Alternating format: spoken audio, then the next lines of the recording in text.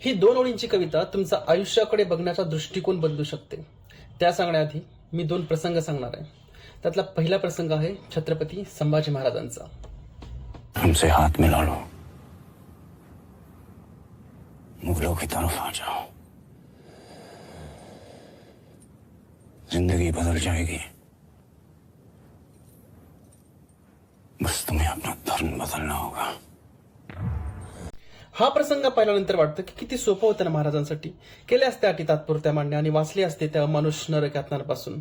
पण महाराजांनी स्वराज्य आणि धर्माशी तडजोड करण्यापेक्षा मृत्यूला आलिंगन देणं पसंत केलं. इसे इतना दर्द हो कि जब वो अपनी मौत की भीख मांगे तब भी उसके मुंह से सिर्फ चीखें ही निकले. अखेर 40 दिवस त्या अमानुष नरक यातना सहन केल्यानंतर महाराजांनी आजच्याच दिवशी सन 1689 साली आपला ध्येय ठेवला. पण एक प्रश्न नेहमी पडतो की मृत्यू डोळ्यासमोर नाचत असताना सुद्धा महाराजांना तो त्याग, ती सहनशक्ती आणि सर्वात महत्वाचा म्हणजे तो स्वाभिमान नेमका कुठून आला असेल. याचं उत्तर मिळतं ते ह्या दुसऱ्या प्रसंगामधून.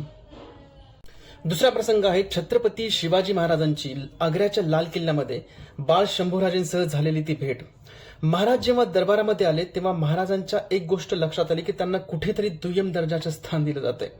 जिथे बाकी संस्थानाचे राजे लाचार होऊन मान खाली घालून उभे होते तिथे महाराजांच्या स्वाभिमानाने त्यांना अस्वस्थ केलं. महाराज तिथेच पुढे निघून गेले आणि औरंगजेबाच्या नजरेस नजर भिडून त्यांना तिथेच लडकावून सांगितलं की असशील तू स्वयंघोषित आलमगीर, पण मी सुद्धा स्वराज्याचा छत्रपती आहे. मी हा अपमान कदाचित सहन करणार नाही. तिथेच महाराज तडकाफडकी निघून गेले. महाराजांचा हा रुद्रावतार आणि सिंहगर्जना पाहून औरंगजेबच काय पण उपस्थित सर्व मंडळीची धाबेदर आणली. हा सर्व प्रसंग छत्रपती संभाजी महाराज याची देही याची डोळा पाहत होते आणि तिथेच कुठेतरी ही स्वाभिमानाची बीज त्यांच्यामध्ये रुजली गेली. छत्रपती शिवाजी महाराज.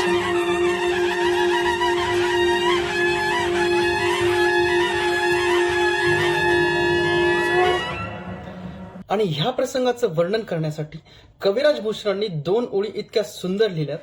ते म्हणतात, आणि मेल्यो आरियो गयो चखणी चकताचाव सहितने सरजा सिवा दियो मूछ पेताव. याचा अर्थ होतो की जेव्हा औरंगजेबासमोर सर्व लोक लाचार होऊन उभे होते त्यावेळेस स्वाभिमानी शिवाजी महाराजांनी औरंगजेबाला मिशेवर ताव देऊन त्याची अवकात दाखवून दिली.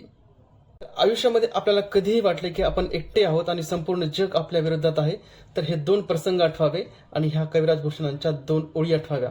जगण्याची दिशा मिळेल. कुछ नहीं बदला. कैद और शहंशाह के सामने फिर भी आंखों में वही आग, सर पर वही जुनून,